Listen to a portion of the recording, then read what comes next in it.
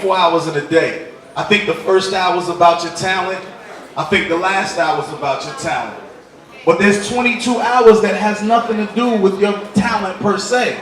It has everything to do with getting your brand out there, getting the marketing done. Brick City, man. I'm Brick City to the death, man. Born and raised, Lords of the Underground. We home, man. Got the Time to Grind radio show, mixtapes. We just recently did the showcase with DoitAll, Tretch.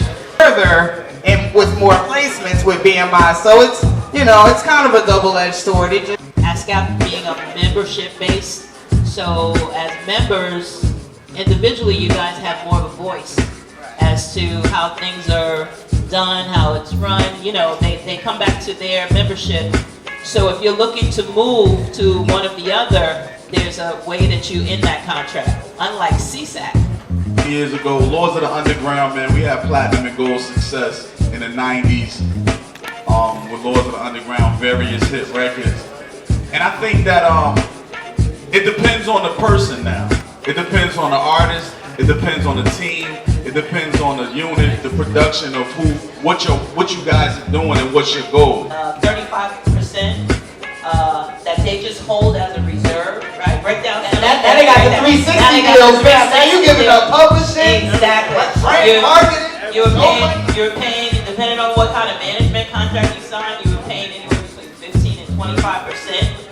30 if you were getting or even 5,000 copies, but all of that $10 is going to that artist. So when you do the math, I don't think people like really understand what the term smoke and mirrors means. And so if they gave you 75,000, maybe half was recoupable.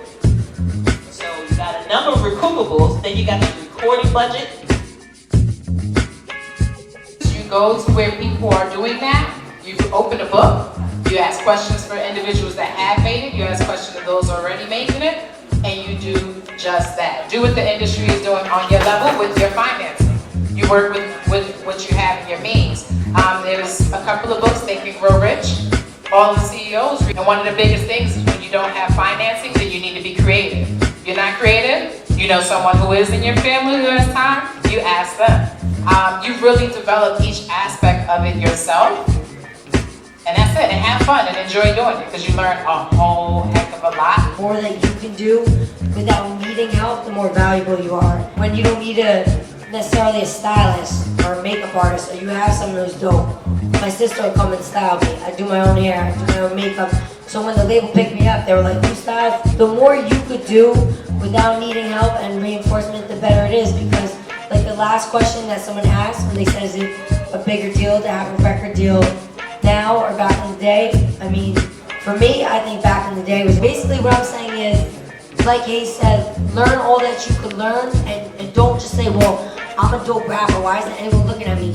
Learn how to do the next shit. Learn how to, learn how to produce. Learn how to play an instrument. The more you do, the more valuable you are. When you're talking about investing your money, make sure you're investing your money in the places where it's going to count. Don't go out and buy unnecessary things. Pay for marketing. And a lot of artists, they get upset when people asking them for money. And it's like, we want people that can help you get your career. Now for my thing, like Trinidad James, you know what I'm saying? I'm not a fan of his music, but I like the beat. I like the way he flow on it, but nobody likes it because it really don't make no sense to me. But his market understands it. That's why it's hard for people in New York to understand people's music from a different part of the world, and the same thing goes for them. You feel what I'm saying? So when you're looking for criticism, get what's called unsolicited criticism. You ride in the car with some strange people or people you barely know, that's when you put your shit on. And don't encourage them, "Yo, what do you think about it?" Look and see from your peripheral vision, are they nodding, are they moving? Because that's gonna give you a sense of whether or not you're on the right track. And a lot of y'all probably don't remember when this happened, but about a month ago, me, Curtis Blow, Kendrick Lamar, 2 Chainz, and a whole lot of other cats got into a public argument on the internet about is hip hop dead. A lot of people got their feelings hurt on that shit. I'm gonna keep it 100 with y'all. Can I keep it 100 with y'all? Yeah. A lot of people who got hit records right now start blowing up my phone, start calling Universal, Because what I said was, hip hop is like four brothers. Rapping, DJing, dancing, and graffiti. One of those brothers is rapping. He ain't dead, but he's brain dead right now. He's on life support right now. And what we basically said was that bullshit that y'all talking, because y'all ain't talking about nothing, got the rest of the world thinking that all hip-hop in America is about is money, ladies, no offense, hoes, cars, and getting high. And that's all we about. And if you know anything about our music, and big shout out to all the real artists up in here, and a bigger shout out to all y'all trying to make it, is that's not what we about. So let me hit y'all with something real quick before I run to the airport. In 1969, they killed Malcolm X. Y'all know what the #1 song was? Say it loud. I'm black and I'm proud. And we tore this bitch up. 1990, they kicked Rodney King's ass. Y'all know what the #1 song was? P.E. Fight the Power. And we tore this bitch up. But when my man got shot 40 times for fucking with his wallet, y'all know what the #1 song was? Like a Lollipop. And we ain't do shit. What I'm saying to y'all is this. This is bigger than music. You keep the people dumb, and the people won't do shit when you fuck with them. So if you listen to the music today, and I DJ for everybody. I'm behind chains. When I leave here, I'm DJing for Jeezy. Yeah, I'm still doing stuff with Dougie and Rick. I'm on the Legends of Hip Hop tour right now, but I'm also on the Young Money Most Wanted tour. I'm on the Kings of Mike tour with LL right now. So I see all sides of this. But what I'm trying to tell y'all is this, and this is for the upcoming artists. Don't change what you doing, trying to get a hit record by following what some yo-yo who can't even rap talking about. I just heard a crew come up here that was tight. But y'all niggas is from Jersey. Why you trying to sound like Southern niggas? They done flipped the game on y'all. There used to be a time when Southern niggas was trying to sound like New York and Jersey and Philly. Now we got New York, Jersey, and Philly trying to sound like Alabama, Georgia, and Mississippi. Get the fuck out of here. I've been in this game 37 years. Don't let the looks fool you, lady. This is the new 50. Holla! So I've already got all my accolades. I'm not in it for the money. I'm in it because I hate to see the same thing happen to music that we love that happened to rock and roll. It used to be ours. Now when you see some brothers doing rock and roll, you think that shit is special. They're gonna do the same thing with hip hop. And for y'all who don't get it, it's bigger than music. They keep you dumb with the music. You see, Adolf Hitler had a program where he figured out if you keep repeating the same thing to a person about themselves, they will eventually start to believe that shit. You ain't shit, you ain't shit, you ain't shit. You gonna grow up thinking you ain't shit. But for all of y'all who are lyrically gifted, vocally talented, administratively gifted, whatever your gift is in this game, don't be afraid to display that. I can talk shit. I'm a millionaire. And I didn't do it by saying bitch, hoe, disrespecting nobody, talk about getting high, smoking trees, none of that shit.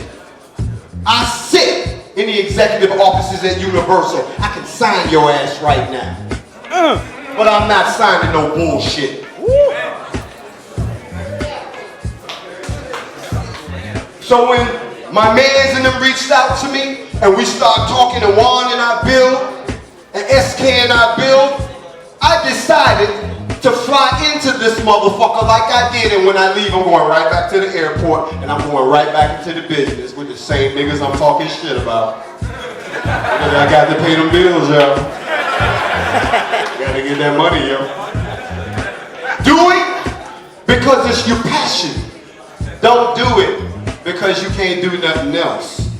I have a bachelor's degree. I have an education. You understand what I'm saying? So if I could never grab the mic again or never bless the turntables, and big shout out to my man, God damn, you took me back. But then you start playing that bullshit, you gotta fuck with you. The movie comes out June the 1st, The Legends of Hip Hop. I'm in it.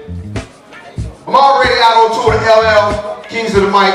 We'll be in Jersey on June the 17th. We'll be here. I'm already out with Lil Wayne. I'm already out.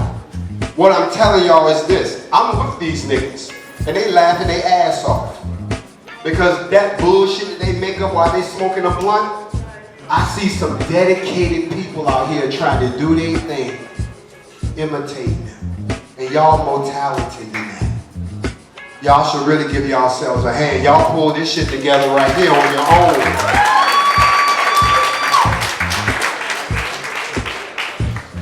Now let me go ahead and clear it up real quick. I'm Grandmaster J. Before there was record deals, I was Grandmaster J. Before niggas was trying to get signed, I was Grandmaster J. I've been in hip hop since day one, when we did it just for props. And now I get paid millions of dollars to do this shit? Hey, no motherfucking yeah. And I still love it. Rod, you know what I'm talking about. Coke Boys know what I'm talking about. All y'all, this Jersey, come on y'all. Y'all rule this shit. You don't imitate nobody. So I had to come say that to y'all. I love you motherfuckers. I really do. I don't live here no more because you know once you get your shit together, you get the fuck out. Get you a mansion and shit, you know what I'm saying? But real talk, y'all. I'm just as down to earth. When we won the Grammy for Clear My Throat, we did Let Me Clear My Throat in 1997. They throw that shit on in the clubs right now. Y'all motherfuckers lose your mind. And we ain't talking about shit but clearing our throat. That's it. And got a Grammy off that bullshit. And a Pepsi commercial. So all I'm saying to you, I want to inspire somebody. If I could just reach one of y'all, just one of you, I'm at Universal. Get at me. TheGrandmasterJ@gmail.com. I just gave you the blueprint. You got no excuse. This is your hip hop conference. I came through. I represented. And now I'm gonna go back and tell these people, I just gave those people a cue. So when they start coming up with stuff that makes sense, when they start doing knowledge rapping, when they start displaying real DJ skills, when they start taking us back to the essence of this shit, don't get mad. New York has always been New York, and New Jerusalem has always been New Jerusalem. One love, y'all be easy.